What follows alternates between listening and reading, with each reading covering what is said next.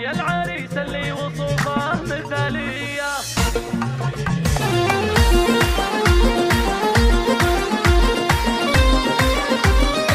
فرحة أيامك عسى الله يهنيها. القصايد جاتني اليوم ذاتية لأجل عين اللي يزين قوافيها، أجبرتني أكتب أبيات حصرية والتهاني والتباريك أهديها. يا فهد مبروك مليون مدنية، فرحة أيامك عسى الله يهنيها، فرحة أيامك عسى الله يهنيها. يا العريس اللي وصوفه مثالية والمدايح تستحق أعتني فيها، هيبتك بين المخاليق فرضية. يا فهد مثل المبادئ معانيها، طيبة المرضى مع طيبة النية. يا نسل شيخ علومه نحييها، يا نسل شيخ علومه نحييها. من أبوك مبارك أوصاف وفية، الشجيع اللي الصعايب يلبيها. بارك اللي له مواقف طفولية، والكرم له كف محد يساويها، والكرم له كف محد يساويها. ولك عمام الطيب قوم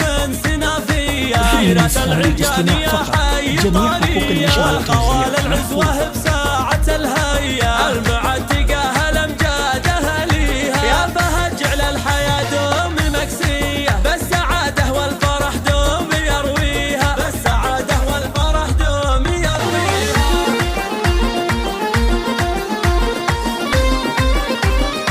فرحة أيامك عسى الله يهنيها. القصايد جاتني اليوم ذاتية لأجل عين اللي يزين قوافيها، أجبرتني أكتب أبيات حصرية والتهاني والتباريك أهديها. يا فهد مبروك مليون مدنية، فرحة أيامك عسى الله يهنيها، فرحة أيامك عسى الله يهنيها. يا العريس اللي وصوفه مثالية والمدايح تستحق أعتني فيها، هيبتك بين المخاليق فرضية. يا فهد مثل المبادئ معانيها، طيبة المرضى مع طيبة النية. يا نسل شيخ علومه نحييها، يا نسل شيخ علومه نحييها. من أبوك مبارك أوصاف وفية، الشجيع اللي الصعايب يلبيها. بارك اللي له مواقف طفولية، والكرم له كف محد يساويها، والكرم له كف محد